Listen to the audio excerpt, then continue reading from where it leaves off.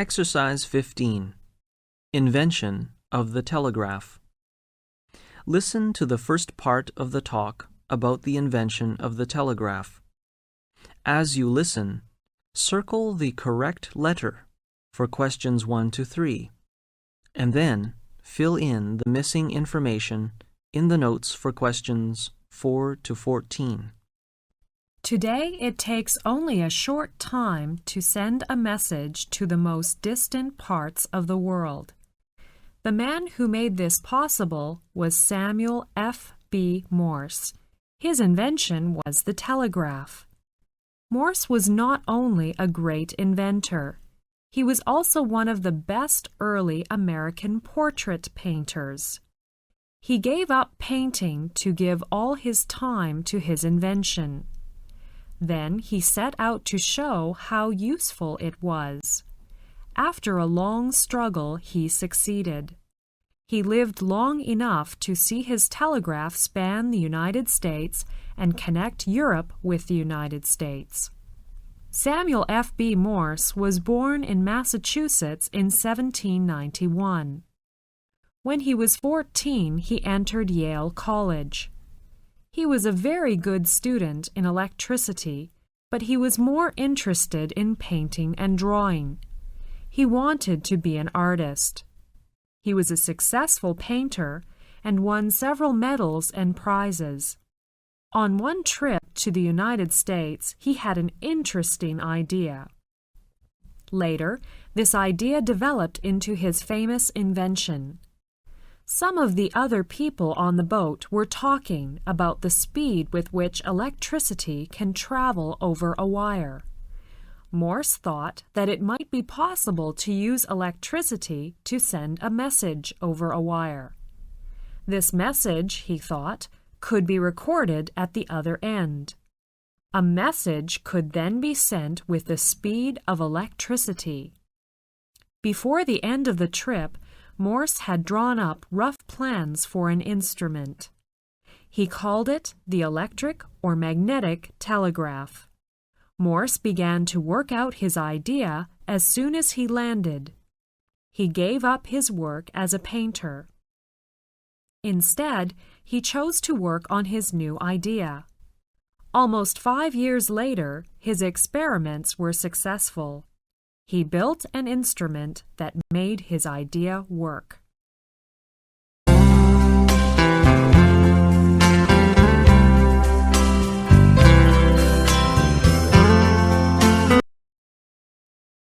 Exercise 16.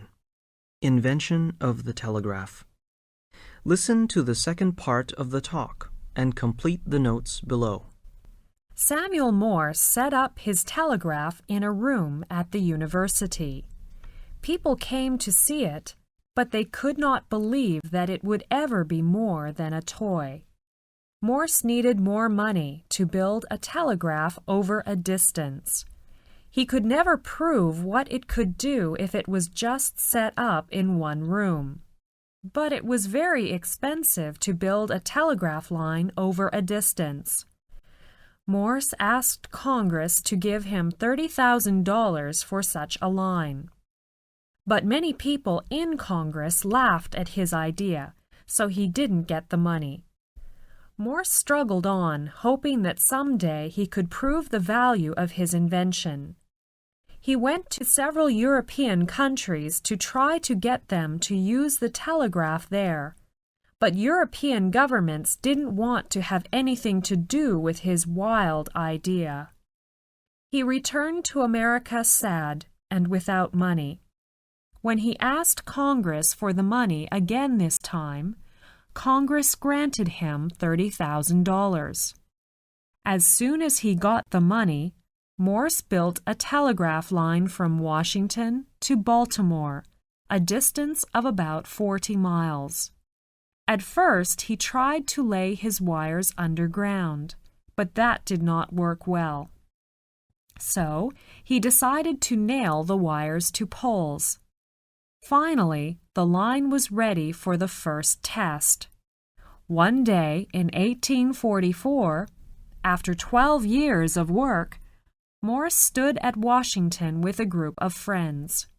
He was ready to send the first telegraph message. Another group was in Baltimore, ready to receive it. The message went through clearly. From then on, people believed in the telegraph. Soon poles and wires were spread over the United States. Then cables were laid under the oceans, and telegraph service was in use all over the world.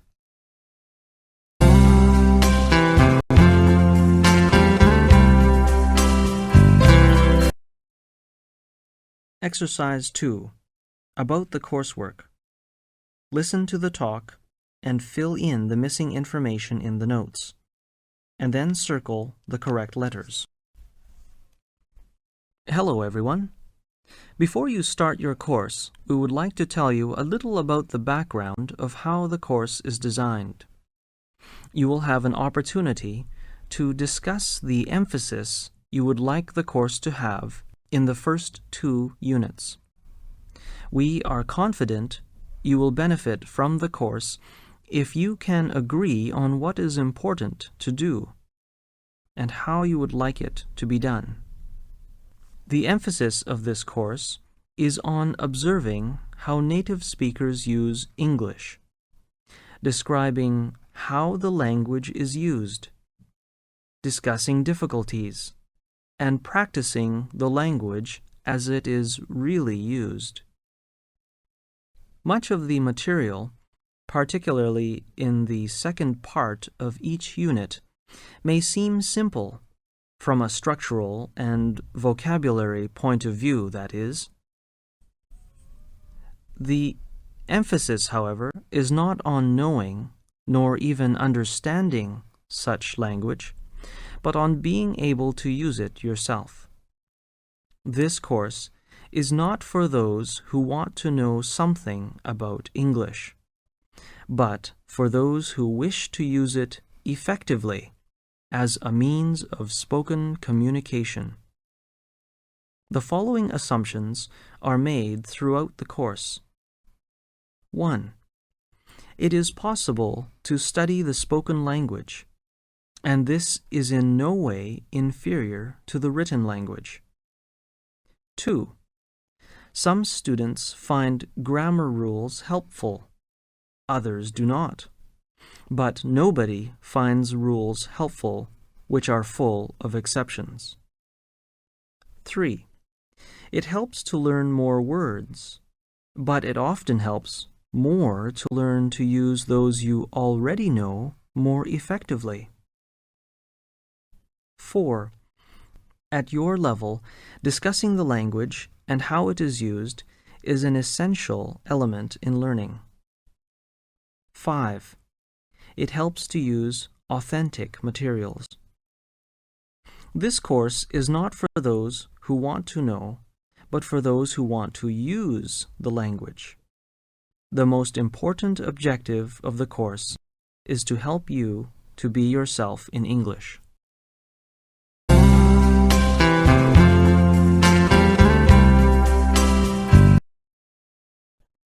Exercise 4. The first-year undergraduates. 2 students are talking in the students' canteen. Listen to the conversation and fill in the missing information in the notes below. Is this seat taken? No. May I sit here? Please do. Are you a new student? Yes, I'm Marty from Korea. I got here only yesterday. I'm Alan, second year in law. Nice to meet you. Nice to meet you too. Alan, could you tell me something about the first-year student's life here? Okay. You know, the first-year student's life can be exciting but terrifying for the first week. Why is it terrifying? Oh, many first-year students will feel very homesick for the first week, since this is their first time away from home. By the way, do you live on campus? Yes, I live in a hall of residence. That's good. Living in a hall of residence soon helps you to make some new friends. You know, the university always provides accommodation to the first-year students.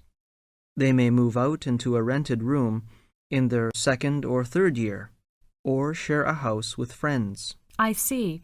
That's reasonable for the first-year students so they don't worry about their accommodation and transportation problems.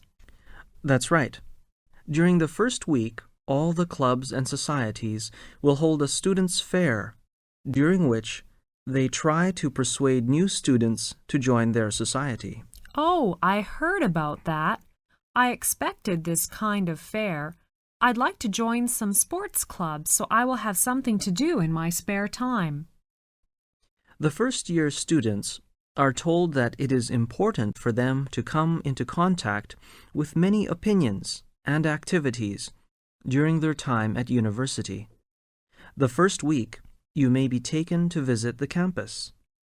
You can see groups of students walking around the huge campus, finding their way around in the first week of university. And at weekends, the university may organize some trips to places nearby, so you will be quite busy for the first few weeks. It sounds good. All the activities will keep me busy. Thank you, Alan. You are welcome, and hope you will enjoy your stay here.